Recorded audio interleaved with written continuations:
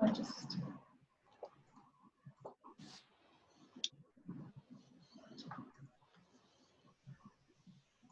Oh, okay, we're recording. Okay.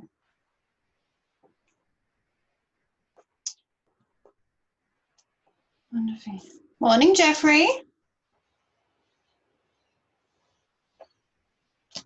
You're on mute. Here, let me unmute you.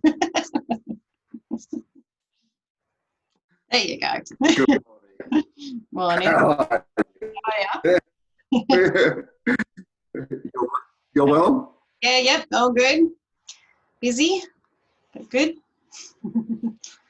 Yes. Yes. Too busy, but that's a good thing. It is a good thing. It is a good thing. Keeps us out of trouble or in trouble. Not sure which one yet. Or maybe a bit of both. Exactly. Cool. We'll wait a few more minutes. What is it now? Okay, so we've got about 3 minutes. They're all starting to come in, which is great. Good morning, everyone.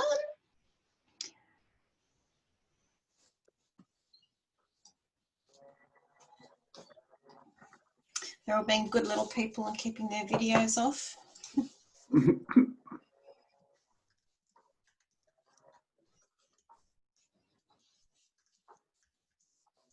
Are you preferring to have videos off, considering? Probably just from the bandwidth. Yeah, it makes it easier if the videos are off, and then when we call on people, we can get them to turn them back on. Put it on, man. Yeah. Gotcha. Just makes it a bit easier. Thanks, Jeff.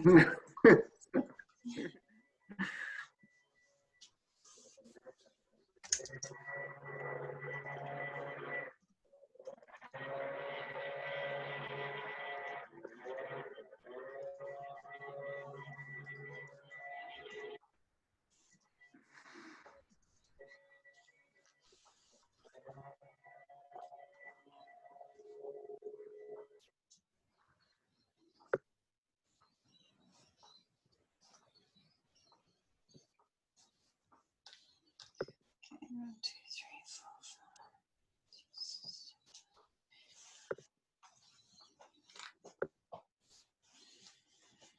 Morning, everyone. We've just got a few more yet to come, so we've got a couple of minutes before we get started. So if you haven't already, grab coffee and get yourself comfortable before we get settled in for this morning.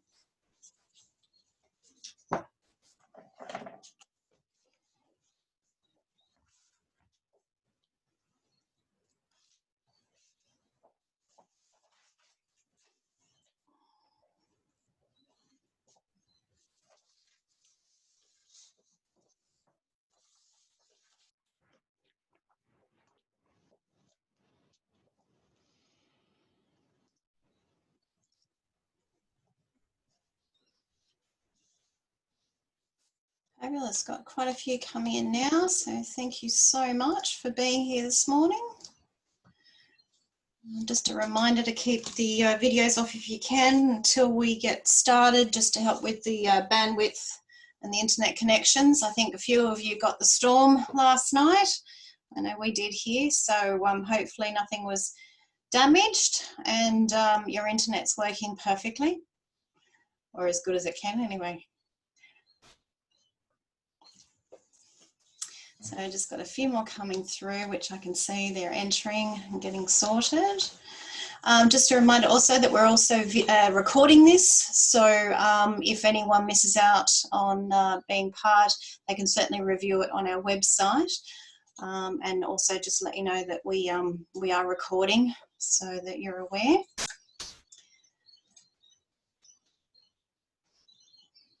Great. And as it turns over 10 a.m, it looks like most people have joined us, according to the participants. We had 40 registered this morning. We've got around about 25 or so coming in now. Few still yet to come. But we might kick off because everyone's busy and time is of the essence at the moment. So welcome, everyone. Thanks again for joining us. This is number 4 of the forums that we're doing as part of Outdoors New South Wales and ACT. I did note that on the acceptances for today, we've got a few newcomers, but before I ask about that, I just want to obviously acknowledge our our traditional elders, both past, present and emerging, and say Warrami, which is Darug for welcome. And we'll kick off this morning with a poll. I want to make sure that we're talking about the right things for the people online. So if you wouldn't mind just jumping onto that poll for me and answering 2 questions, if you can see those questions there. Have you attended any of the previous 3 outdoor forums? Yes or no? Or yeah, COVID's really affecting me and I can't remember. So if you could just select on any of those for me and tell me who has joined us and who is new, gives me an idea of what content we need to cover again today. And then the second question there is, what are you hoping to gain from your attendance at these forums? Again, just to reiterate that we're providing the right information for you in these sessions. And if there's anything that hasn't been addressed, that we make sure that we do address it. If you do select other on that poll, please, if you wouldn't mind putting into the chat what that other means to you. That would be most appreciated. So can everyone see that poll? If you can just either give me a thumbs up or, because I'm not seeing anyone add to it yet. Is that working for you? No, you're not saying it? I'm getting a no. Leslie, can you see that? Yes, sorry, yes, Okay, it's working.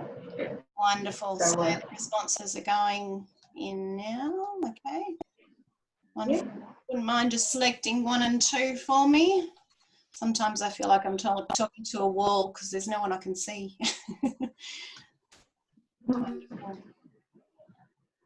Right, and I don't know why I can't share that, but it gives me a good idea about what's going on. Wonderful. Yep, I think all the votes are in. Yep, they're in. Okay, fabulous. Thank you. And Yep. I can't see any results. Can you see the results, Leslie? I don't know why. Yes, so 83% have attended. Great. And I can see everything. Yeah. Wonderful. Do you need me to call it out? Yeah, if you wouldn't mind. For some reason, mine's saying Okay. 0, so I'm obviously not part of this forum. No. Okay, 83% have attended before. Great. 17% are new, which is 4 people. What are you hoping to gain from your attendance? Connection to other business operators, 65%. Tools, Great. resources and information, 70%. Okay. Hear more about Outdoors New South Wales and ACT, 48. And to get more COVID information, 61. No one's felt any pressure, which is great. And to offer services, 35%. Okay. And other 4%. So great. Wonderful. Thanks, everyone. No, that's really great. Thank you so much. Really, really good info, and it means that obviously we're providing some of the content that you're looking for, which is great. So thank you very much. So just for the 4 people that are new, welcome. And I think I'll just quickly start by covering off some of the things that Outdoors New South Wales stands for and what we're trying to achieve with the organisation. But primarily we are here for the health and wellbeing of our communities and skill development. And we do that by supporting the outdoor sector, which we know does that exceptionally well. So when we do the work that we do with our members and our stakeholders, it's largely around a lot of advocacy. It's a lot of providing tools and resources for the industry to benefit from. But it's also about marketing and making sure the sector is recognised for what it does, and certainly supporting you guys in the efforts that you're doing on the ground and magnifying that as a sector. We provide education opportunities and training opportunities so that we can help upskill yourself, and obviously during this time of COVID, making sure that you're ahead of knowing what you need to implement as you come out of this closure period. We have a lot of information, we have a lot of data at our fingertips through our academic partners and our research partners, so making sure that you also have access to all of that. We have a large array of members that are part of this sector. everyone from the events that happen on the ground through to local government, through to state government, and operators and tour guides. Probably like the majority of you here from what I can see. So yeah, that's a little bit about what we do. We're obviously a membership base, but this is not a pitch, but if you are thinking of joining and you're not, certainly this is a great time to do so, because we have implemented an epidemic policy, which means that you have until the end of November to pay any membership fees. So if you are interested in becoming part of our community, now's a great time to do it, and test us out until the end of November. But the members that have been with us for quite a while, thank you again, because we wouldn't be here if it wasn't for yourself. So we have a jam-packed agenda today, and I really want to thank some of our guests that I've asked to come on today to help provide us with some of the content for you. But the first thing I thought I'd cover off on is, as you may know, I'm a board member of the Outdoor Council of Australia, which is our peak body for the national focus on outdoor. And we've been quite busy with the COVID management plan templates, which you can see on your screen there, as well as the framework, which has really got some support from the Health Department federally. And from what I'm hearing from yourself, the template has been a great tool for you to start planning your return to business and activity. But the next initiative that we're doing as part of OCA is in relation to getting our people back into jobs. And there's a lot of you that are starting to recruit back casuals and leaders and so forth. So we want to make sure that we give you the best tools to be able to get the right people for your roles.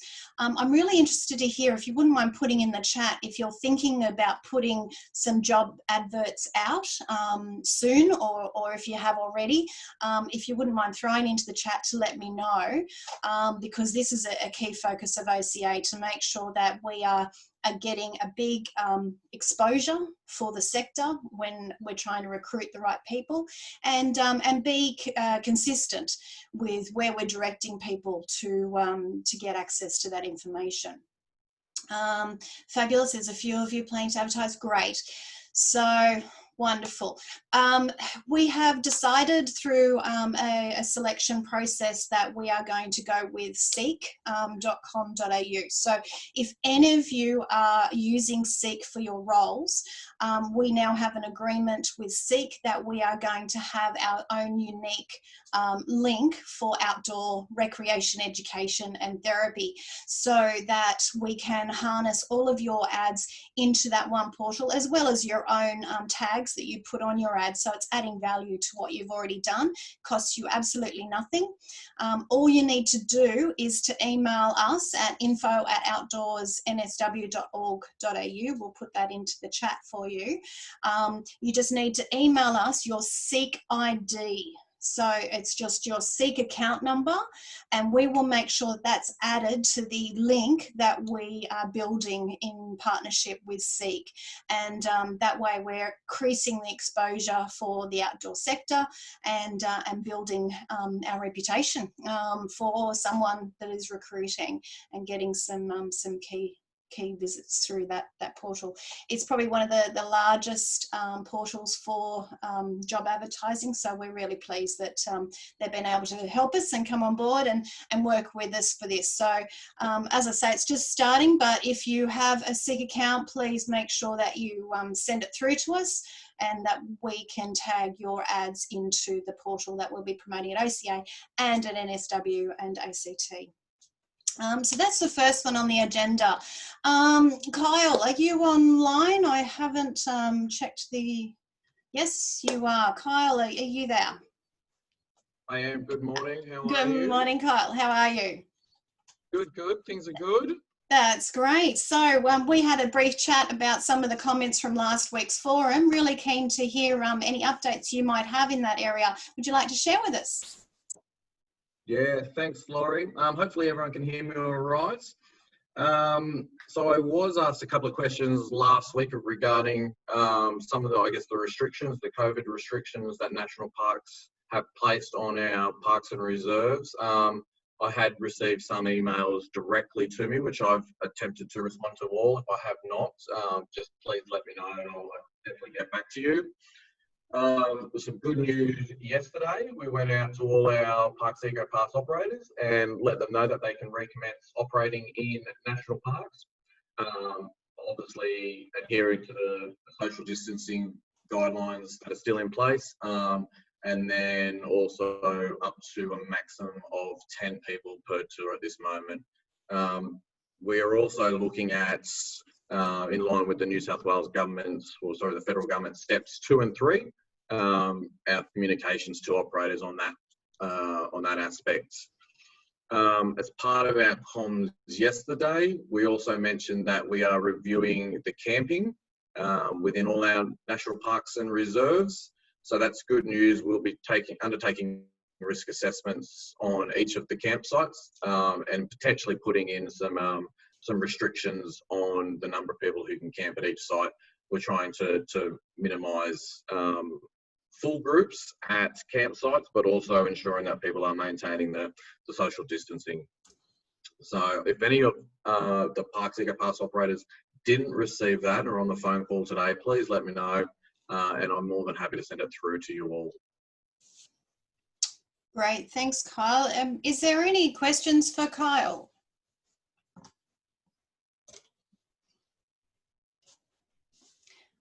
I'm taking that as a good sign, Kyle. Yeah, it's good news. But if you do have any questions during this meeting or after, feel free to send me an email. And I can definitely get back to you and or get one of the other team members to get back to your question. Sorry, Laurie, it's Kyle. It's Simone here from TAFE. I just wanted to know if there was an update regarding education providers being able to utilise, because we don't operate within the EcoPass. I did send you an email, haven't heard yet from you. Do you have any updates yet?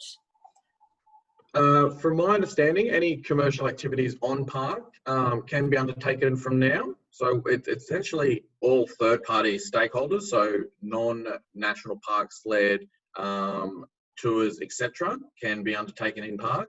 So it's just we're restricting our own led tours at the moment. So from my understanding, you should be able to commence operating. Awesome, that's great. I'll just follow up with an email. Thank you. No, that's right. Actually, I think I just got another email from you, Simone. Yeah, no worries. I'll just need some sort of confirmation that we can operate. That's all. So that'd be great. We can do it offline if needed. Perfect. Yeah, I can definitely get an email. Terrific. See you. Thanks, Simone. And thanks, yeah, Simone. Thanks for that, Kyle. Really appreciate it. And if anyone didn't receive that letter, it'd be good to let Kyle know so that you do get that confirmation if you're an EcoPass holder. Wonderful. No other questions for Kyle? We'll jump on to the next agenda item. No.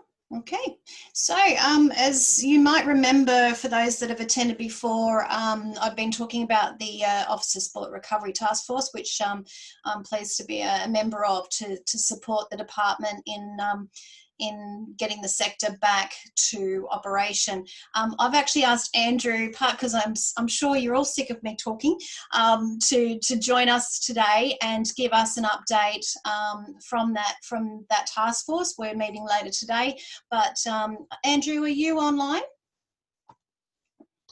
I am, Laurie. Can you hear me? I certainly can. Thanks for joining us this morning. Oh no, look, thanks for inviting me. Good morning, everybody. My name's Andrew Putt. I'm the director of what's called the Sector Performance Branch in the Office of Sport. So I do a lot of support to the Recovery Task Force in particular. So yeah, Laurie just asked me to give you a bit of an update, and I should start by saying Laurie's an incredibly passionate advocate for your sector on the task force. I think you probably feel outnumbered sometimes, Laurie. It's very sport focused. Yeah. And look, you do a great job, though, let me tell you. Um, Thank and look, I guess that is something too. In reality, you know, we talk about the Office of Sport. We are looking at sport and active recreation, but I mean, and I'm sure you all know, the reality is it's very much focused on sport at the moment. So but Laurie's been very passionate in keeping us on our toes, and I guess also, you know, feeding. What's been really helpful for us too, Laurie, is your connection with the national work and outdoors council. So I think we had a look at the national framework, which we thought was fantastic. So part of the stuff we do then is brief the ministerial council. So I know, you know, everyone was focused on the AIS framework and sport. So, but I think you guys did a great job on you know, adapting that, I guess, for outdoors. So people might have heard, and Laurie, I don't know if you were in on the minister's hookup on Wednesday. So Minister Lee does a hookup with the sports CEOs and other key stakeholders like Laurie, and I guess it's fair to say he expressed his frustration. We've been trying in the Office of Sport, when the National Cabinet came out and endorsed the AIS Return to Sport framework, I think while they did that, they definitely put it to all states and territories that it was their responsibility to implement it and also to return to sport, but also to active recreation. So we, based on the AIS framework, did our own interpretation for community sport in New South Wales, and particularly did it with the latest easing of the public health order. So it's about groups of 10 outdoors. So we've been having an incredibly frustrating time trying to get that approved by government. So there's a lot of, and look, I'm very much, Laurie and everyone, focusing on the sport world when I'm saying this. So there's a lot of angst from local councils. They have to get the facilities ready. You know, they're wondering when it's going to start. And I guess the minister expressed a bit of his frustration the other day and basically said, look, people, you interpret the public health order, you know, it's outdoor gatherings of 10 people. You know, you need to work it out, sport and recreation. You might have to adapt your proposals or your offerings. We're going to still try and push the framework, but we're really finding it hard. And that's why it's great to see people like national parks go, well, you know, you can have 10 people outdoors, so we can have operators again, and, you know, provide we do our risk assessments and things like that.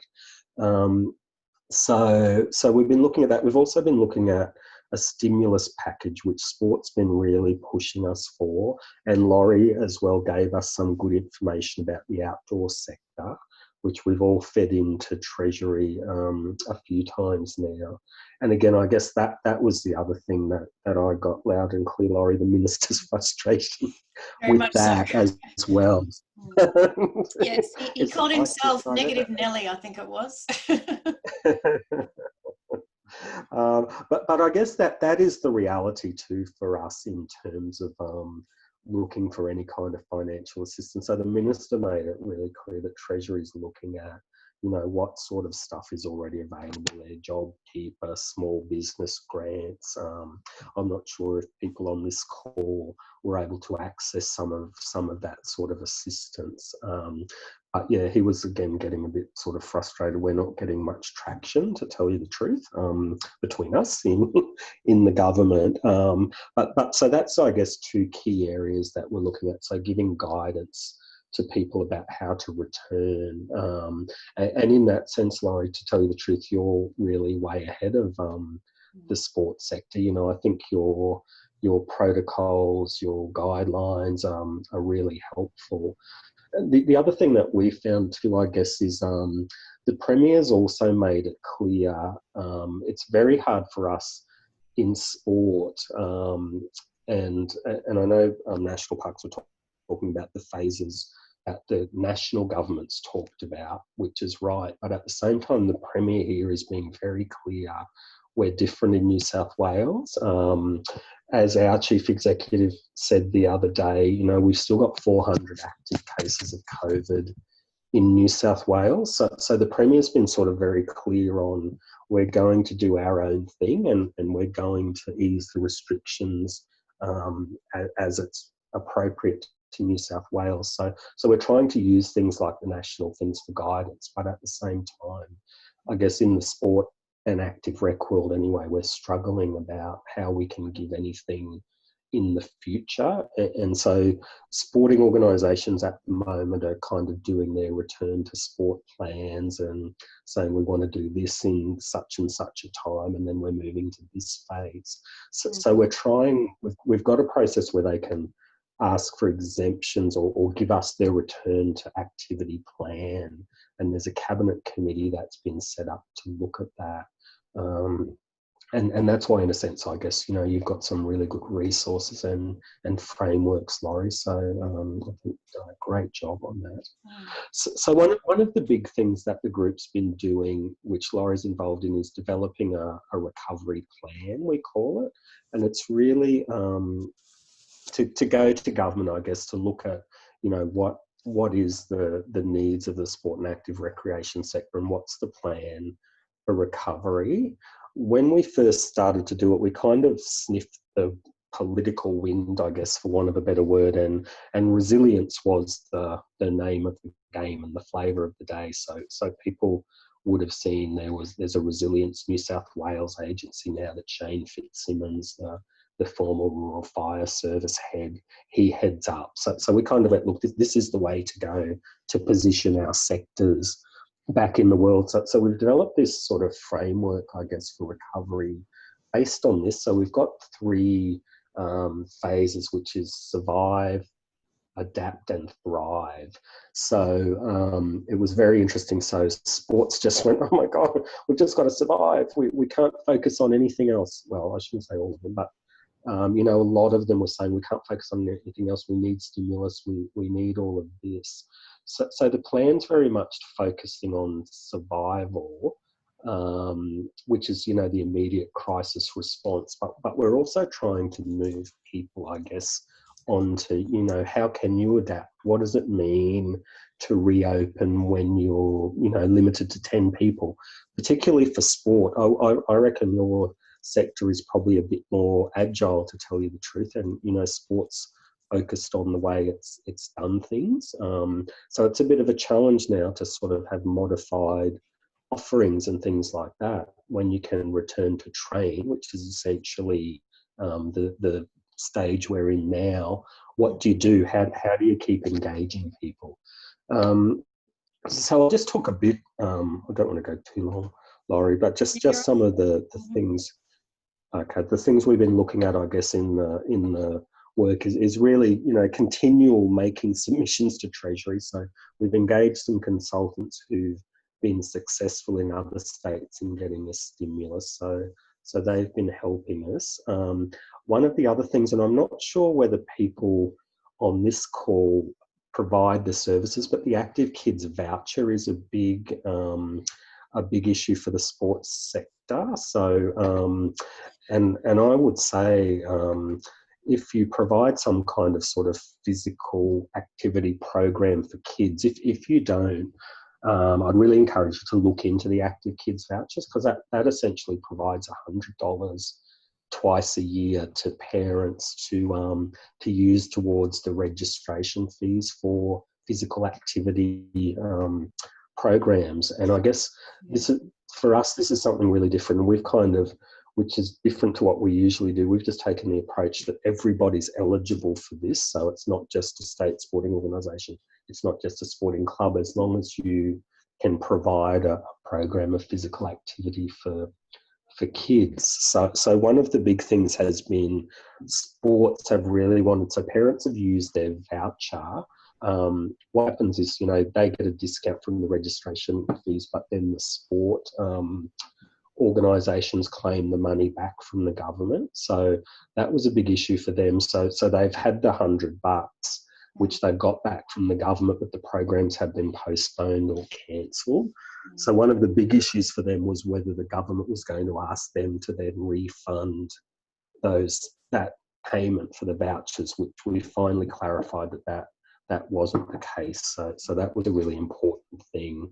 Andrew, just a on bit that like a little- too, because Yeah, we do have some operators that are part of it, but some of them I've had conversations with about active kids, and they said we don't have a weekly program. But as I've said to them, you don't need a weekly program. You just need to provide a structured format that could be a one-off and still apply. That's correct, isn't it? No, Laurie, not a one-off. It's not? That's Okay. where that's probably where there's been some confusion, Right. and That was a big because really the idea, that's so that's probably good to clear up, because really the idea behind getting the voucher was provide that structure. So it's really to get kids into, that sort of structured physical activity. So that is probably Okay. an issue. Yeah. Having said that, I mean, our active kids team, they're very flexible, Laurie. Like their mission is to spend as many vouchers as possible. So we can certainly talk about that kind of program, but one-off is that won't be eligible under the program. Does that include school holiday programs? Because would that be considered a one-off? Look, it depends if you provide, really. So what with this sort of rule of thumb, I think, is 8 weeks. But if you provided 8 consecutive things, I think they could talk about that, Laurie. Okay. Yeah. Great. To tell you All the truth, That's I couldn't great. say, but yeah, I reckon get in touch with them. Yeah. Sure. But I might try and clarify that actually. Why don't I? Yeah, might that'd be take that great. one on. Thank you. And yeah, I'm happy to distribute the information to the guys, to our members here today. Okay. Thank you. Sorry, I diverted there, but did you have anything? No, that's okay. No, it's a really important thing. Mhm. Yeah, definitely. So look, just some of the other things we're doing. We've developed a lot of resources. We've developed a resource library on the Office of Sport website. We're putting a lot of information about financial measures that are available, but also just general resources. Business support, things like that, reacting to COVID. A big thing that we've been doing also is webinars, and again, very focused on sport, to tell you the truth. But I think, people might be interested. We're also pushing the webinars that Outdoors New South Wales have been doing as well, through our networks. But so it's all sorts of things in the webinars. It's leadership and innovation and mental health and physical literacy and all sorts of things like that. That's a big focus for us. Looking at, we had a bit of an issue about sporting clubs who are companies limited by guarantee applying for the small business assistance that the New South Wales government did and getting knocked back because of a glitch in the system. Again, I don't know whether that impacts on anyone here, but that they kind of resolved that. So that was a bit of a barrier, but it was just a glitch in the system. So really looking at things like that. So looking at the Outdoors Council work, I guess a particular focus Laurie's working through with Gary Rake. I don't know if people know Gary, Laurie, but he might be a good future invitee. So Gary's our new Executive Director for Regional Delivery in the Office of Sport. He's very new. But so Gary's remit, I guess, is all the sport and rec centres, all our regional offices. So Gary's on, we kind of split ourselves into working groups. So Gary's there with Laurie and some other active recreation people. And I guess, I don't know, Laurie, it seems like you've got a good partnership going there. Gary's very good. He's very innovative, and I think, he gets your issues in particular, and outdoors, of course, is that sort of business. Absolutely. In a sense. Yeah, and Gary's been helpful. I noticed Ian's question that he's popped up there about golf. It tends to be a bit of a challenge when you've got people like golf out there who've got obviously more than 10 people actively participating in their sport. and Yeah. the comparison drawn to that and orienteering, which is obviously where Ian's coming from. Gary's Yeah. helped in sort of trying to articulate where we should be very careful, but I don't know whether you've got any comment on that, Andrew, because it's certainly an area of contention when you have sports that do that when technically they're doing the wrong thing. Well, this is it, Laurie, and golf's an interesting one. So we came out very early from the Office of Sport when the Prime Minister first announced, the restrictions were basically 2 people. We came out and said, look, in our view, then every sport is essentially, we said sport in our view is non-essential activity. It should all stop now.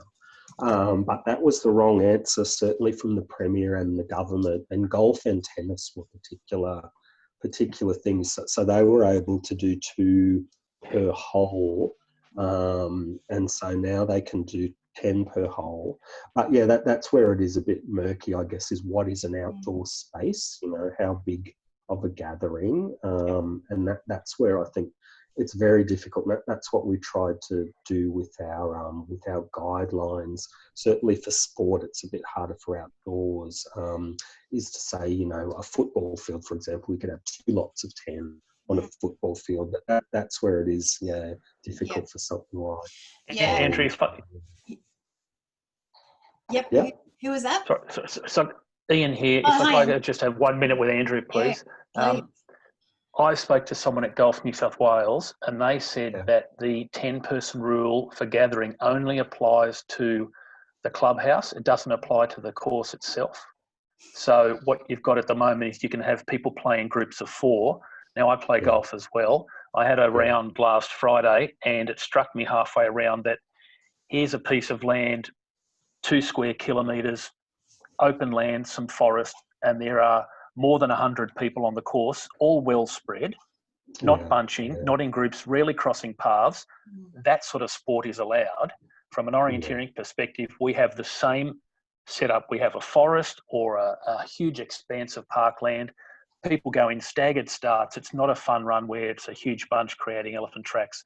We can be well spread across the course, people running in all different directions. As long as we don't gather at the start or finish, why can't we operate on the same way as golf?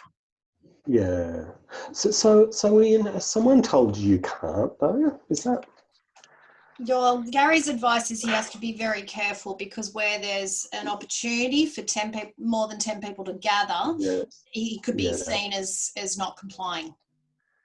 Yeah. Now, again, what I said is we orienteering. It's not a mass start fun run where you have 1,000 people all traipsing down the same fire trail. We start at 1 or 2 minute intervals, so it's all staggered. The idea is don't follow anyone. You're out there on your own doing your course.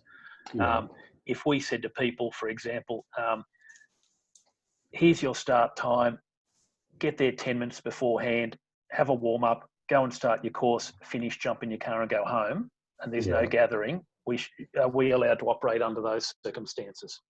Yeah. Ian, look, it's a really good question, but I just wonder whether one of the things that the Minister talked about the other day is that, and it's a little bit confusing, about having a process with this Cabinet Committee to look at proposals from sports or recreation about restarting. So Ian, I reckon there's probably an opportunity to put something to the Office of Sport just to say that, this is how orienteering work. Are you hooked up with the state sporting organisation, Orienteering? Yeah, I'm with Orienteering New South Wales, yes. Yeah. So Ian, I reckon, maybe, do you want to send me a message? Is Paul still involved? Paul Prideaux is now with Orienteering Australia, so he's the EO at Australia. He's no longer with New South Wales, and we've got a board, and they're very conservative with matters like this. So, but there is some frustration being expressed certainly by the membership that we could certainly be out there operating and running events and taking every precaution and not gathering. So can I suggest something? Ian, Andrew and myself, how about we take this offline and we see what's required for that process? Yeah, I don't want to take any more time with other people here involved. So Yeah, no, And but if that's, anyone yeah, else okay. has a consideration of the same, please email me, and Yeah. we'll address it. Okay. Yeah, All no, right. that's brilliant. Thank you, Andrew, and thank you, Ian. Yeah, that's okay, Laurie. So really, I mean, I guess that's really a sort of in a nutshell.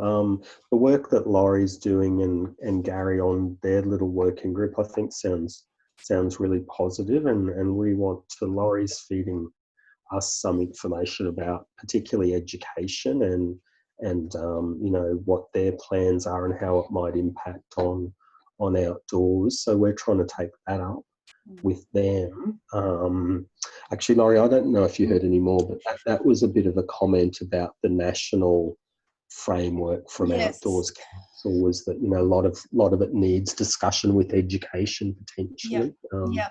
Look, We're yeah, I suppose the current day status is that there is still confusion. Department of Education came out, and you can see it on the screen there, the 4 phases of return to school. As of next week, phase 3 starts, and excursions do not enter into their phases until phase 4.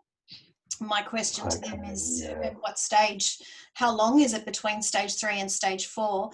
But also, the more I hear in the schools themselves, independent schools are making their own rules. Certainly, they are advocating for a turn, quicker than the public schools. So, still trying to get clarity. Yeah, and I think, Laurie, that education here, they'll be facing our same struggles that we're getting. You know, we can try and preempt what the next easing might be, and we can look at the national stuff, but the Premier is very clear about we're doing it our own way in New South Wales. So I really struggle, to tell you the truth, everyone, with all of this. And we can have great phases, but we just don't know. We just don't know when they're going to be. And our big fear is looking at return to sport plans, for example, is, you know, you might go backwards if there's an outbreak of COVID. So, but yeah, and Laurie, I'm sure I just saw something actually from education about state education starting sport and physical activity. I'm sure there was something there about it's not external providers at the moment, which we're trying to work out. Correct. Yeah, it's definitely says in phase 3, no external providers. Okay. Yeah. Right. So you're all over that.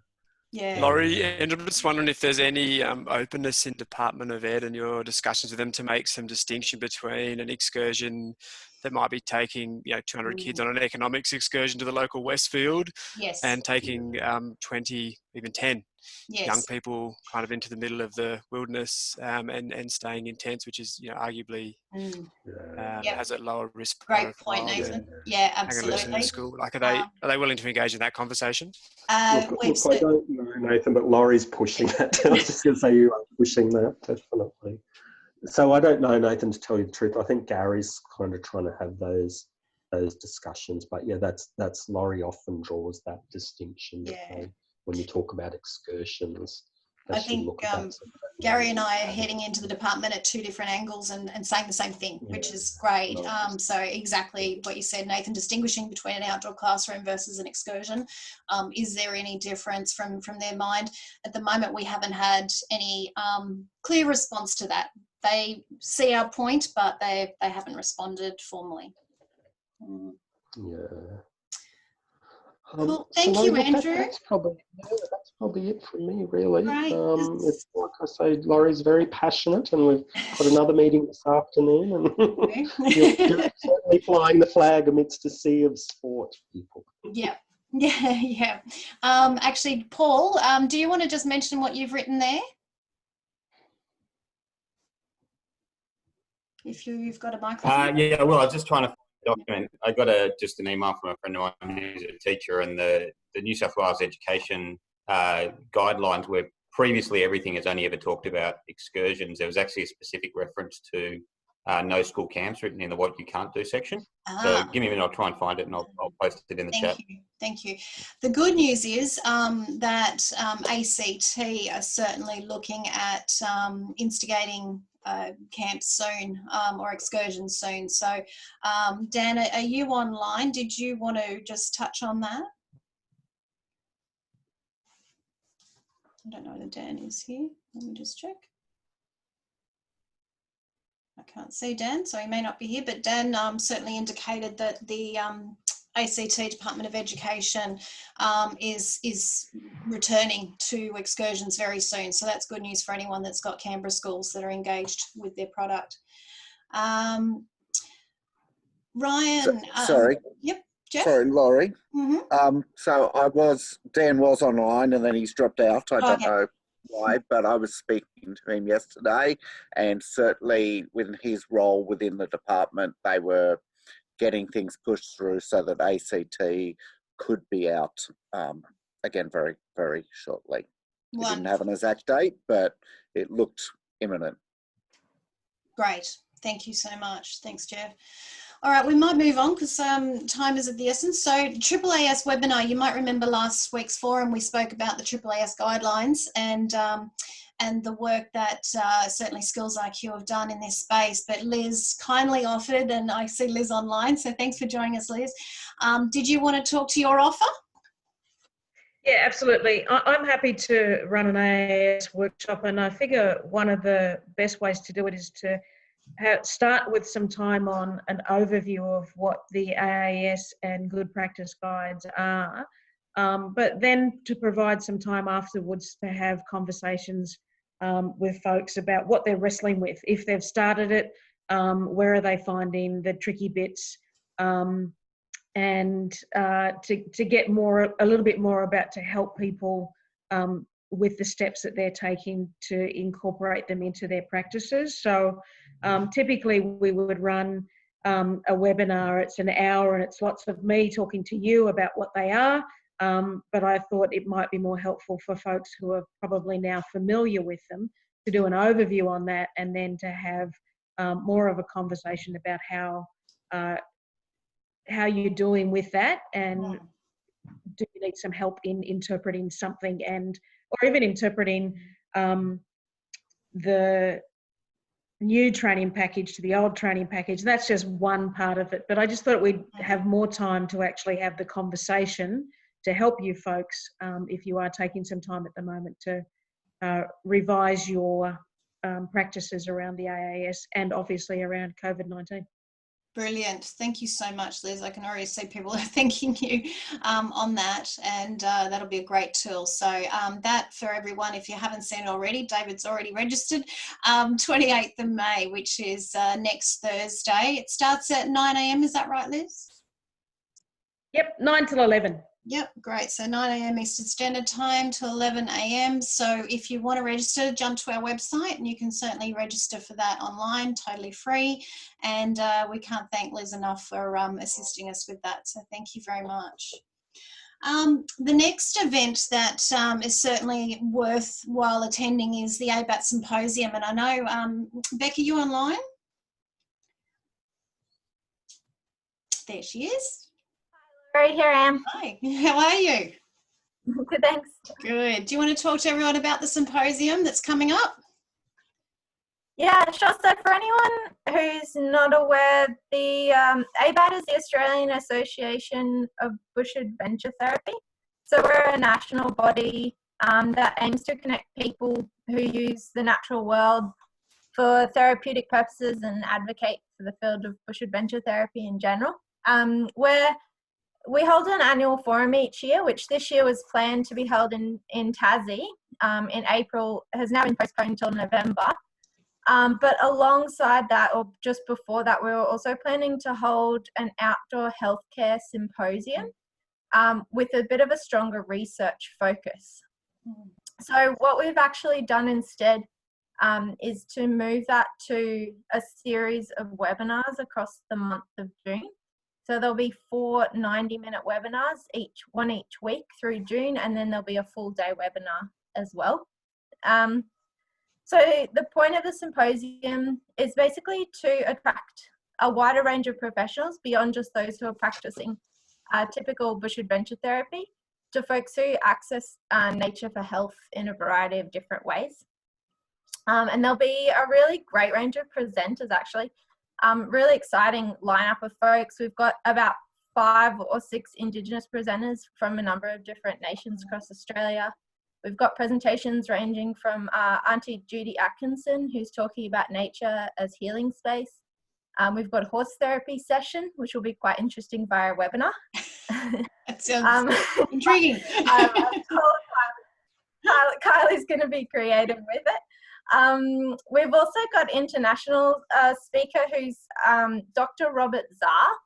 So I don't know if anyone's heard of him, but he's been really instrumental in starting a movement in the US where doctors are actually starting to prescribe nature, if anyone's heard of that, or prescribe time out in parks, essentially. So some really exciting speakers there. And it'll be $20 for access to the whole symposium. So that's all 4 webinars as well as the full day webinar. We've about 100 registered attendees at the moment. So what I can do is I'll just post a link in the notes if anyone's interested in that. Yep, perfect. And you can also, if anyone has any questions, I'm happy to chat about that as well. Yep, beautiful. Does anyone have any questions for Beck?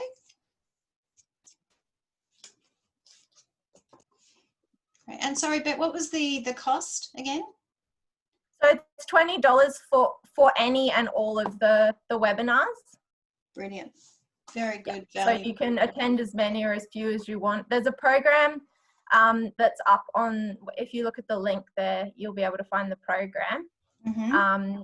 And that will sort of tell you the themes for each day, and then also for the session in the final day. I think it's a Friday is the final day. That's great. No, brilliant. Thank you so much. Great stuff. And yeah, I'm sure you'll get quite a few joining you. So that's great. I'm going to skip over the next point, and thanks again, Beck.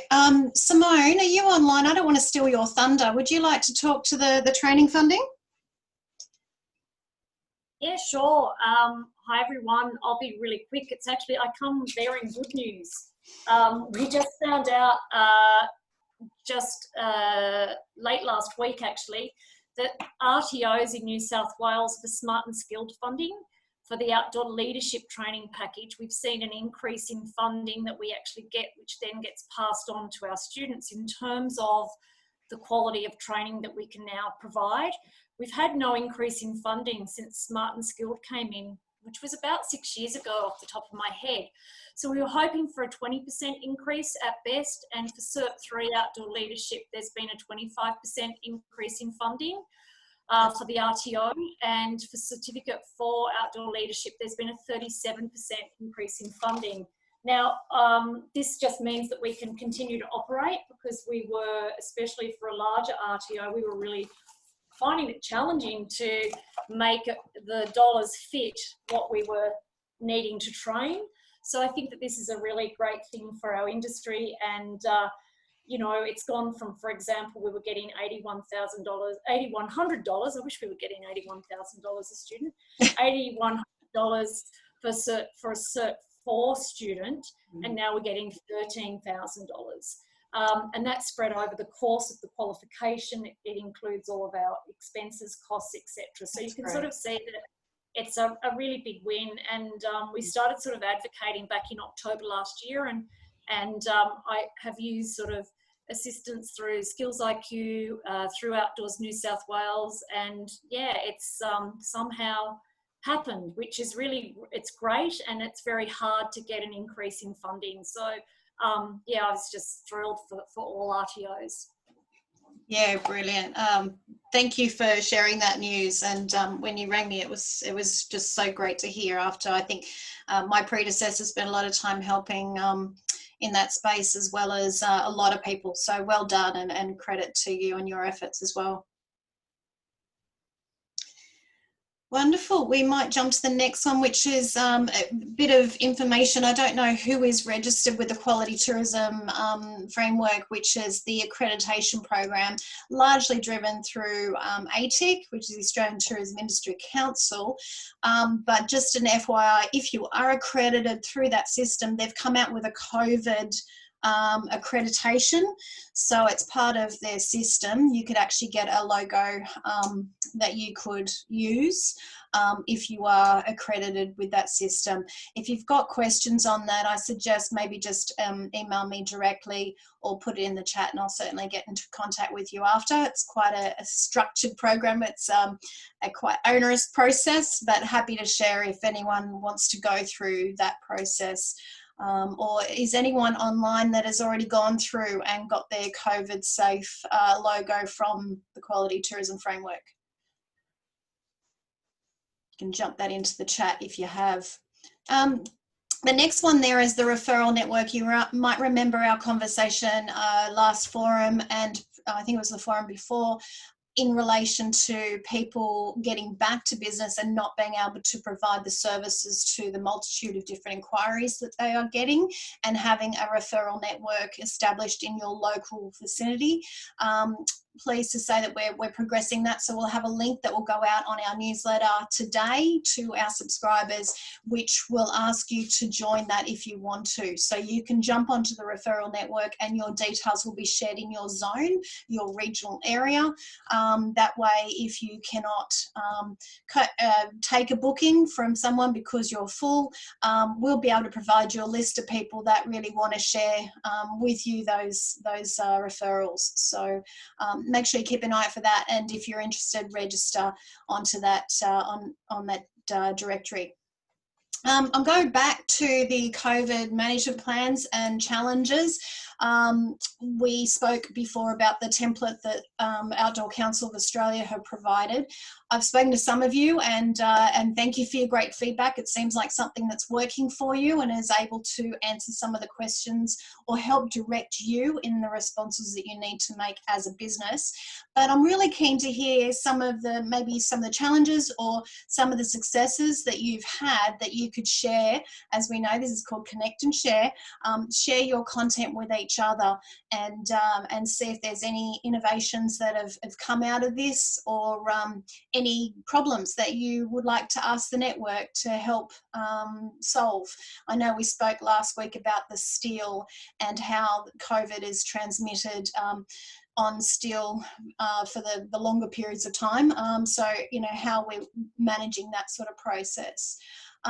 So if anyone wants to ask any questions or share anything, please jump on, unmute yourself, unvideo, show us your face, and ask anything you like. Has anyone implemented the plan?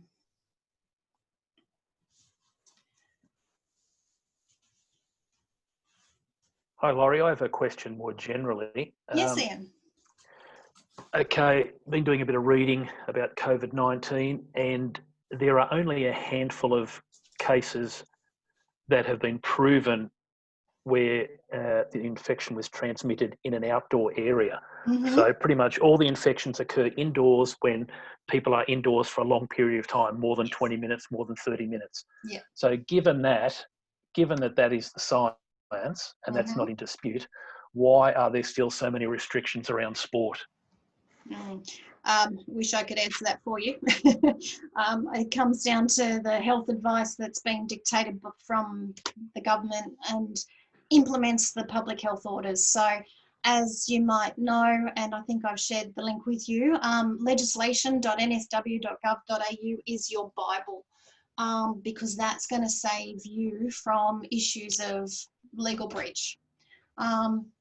That's what we have to follow. That unfortunately dictates what we can and can't do in outdoor and indoor spaces.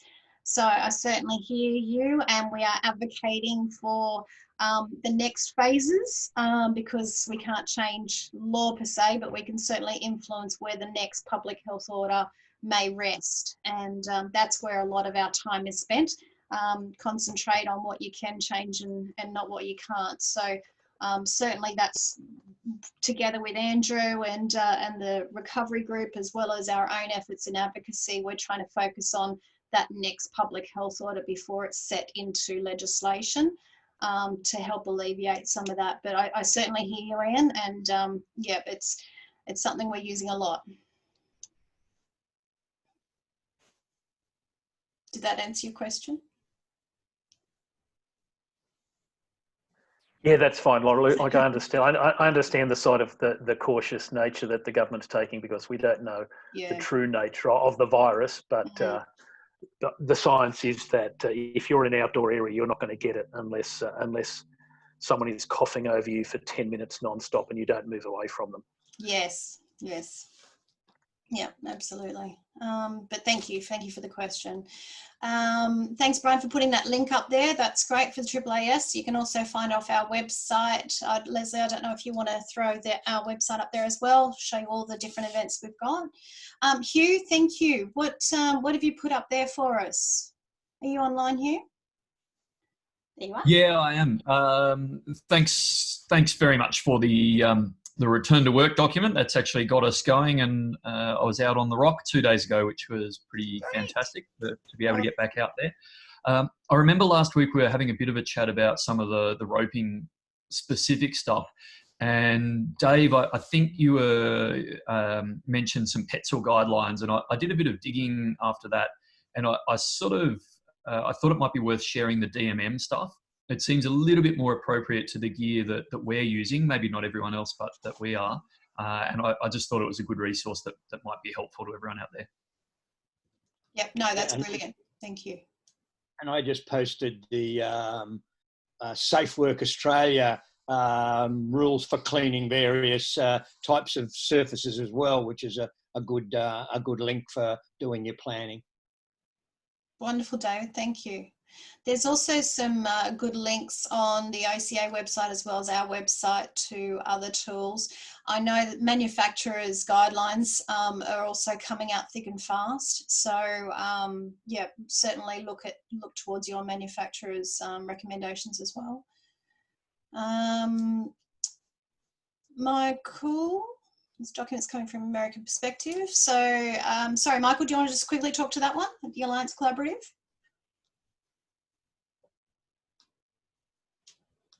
If he's there. You're not muted, but we can't hear you. No, I don't think Michael can talk to us. Are you there, Michael? There you go. Try again. Is it working now? Yep, gotcha. Yeah, there we go. Yeah, cool. So yeah, I've obviously like everyone looked through a whole heap of different resources, documents, frameworks and everything. This is one that I found actually gives some really good ideas about, we work from more of a centre base here at the Kalori Centre. So looking at that, how we can implement cleaning and running groups. And there's some good ideas and also resources as well as those PETSOR, the DMM ones, all those, there's links in there about different manufacturers and their cleaning guidelines. There are some stuff in there with American camps for the CDC, it refers to a lot. However, there's also stuff that's very practical for, I guess, more of a centre-based, getting camps and cleaning sort of high ropes courses and rock climbing walls, things like that. So yeah, just found that one sort of useful out of all the stuff I've been going through. No, that's great. Thank you.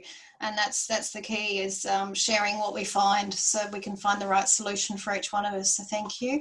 Ryan, you've added another one there, which is great. How to clean, disinfect. I'll download that one too. So Ryan, where's that one from? Yeah, that one's from Fairly Short Safe Work Australia. So we're preparing our staff to come back to close primarily to the office environment over the next couple of weeks to get us set up for the rest of the year and just sort of consolidating all resources. So it's a pretty generic guide, but it's I suppose more designed for an inside environment. But there could be things on there that people could take and apply to an outdoors environment as well. Brilliant. No, that's great. Thank you. We might load all these up on our website as well, so you don't have to madly try to download them all now with the recording of this session. So that'll be easy for everyone to get access to. Thank you, everyone. Is there any other questions anyone wanted to raise, any things that they want to find out in future forums? Anything at all?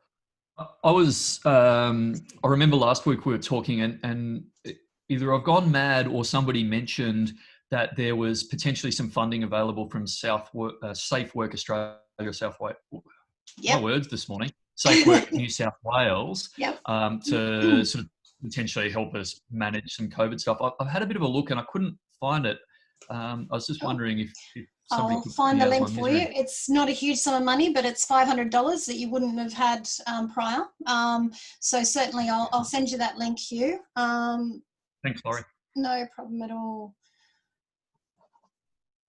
Done. Okay. Any other questions at all? There's just one thing there. I've been following the issue of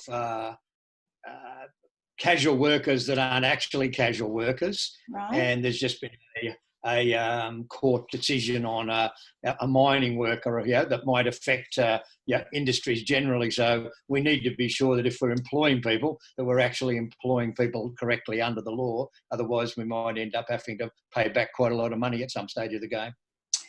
So you're referring to the JobKeeper? No, this is where a casual employee is actually employed more like a full-time employee. There's been a federal court thing which might get challenged about having to pay back holiday pay and a whole range of things. Yeah. Correct. I could probably get the right words for everyone.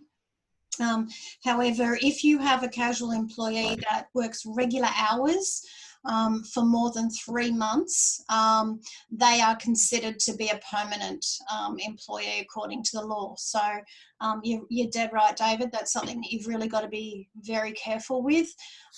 Regular hours, I'd have to get the exact words, but it's pretty clear that if they're working the same shifts for more than 3 months on a regular basis, that they may be eligible to receive sick pay and annual leave. So, yep, thank you, David. That's great advice.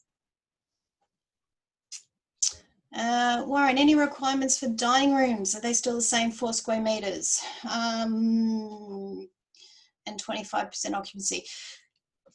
Warren, yes. I don't know if anyone else wants to comment on that, because I'm sure you're sick of hearing my voice, but he's asking about the 4 square metres. It's really down to the 1.5 metre distance between people and the size of the indoor facility. Again, the public health order is the real key. Read that. It's on legislation.nsw.gov.au. It's pretty specific about what's allowed and what's not. I can certainly, again, share that. Actually, we might put that in the newsletter today as well, because then I think everyone then will see where these public health orders come from.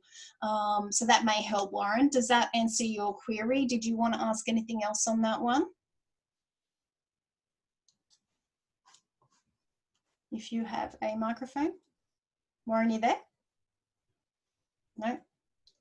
I can deal with it offline, considering it's just after 11. So look, thanks everyone. Really appreciate your attendance to these forums, and the sharing is awesome. The conversation is awesome. And yeah, we'll bid you adieu and Yanu, and we'll see you hopefully next week. Thank you all. Thanks, Laurie. Thanks, guys. I'm happy to hang back if anyone wants to chat.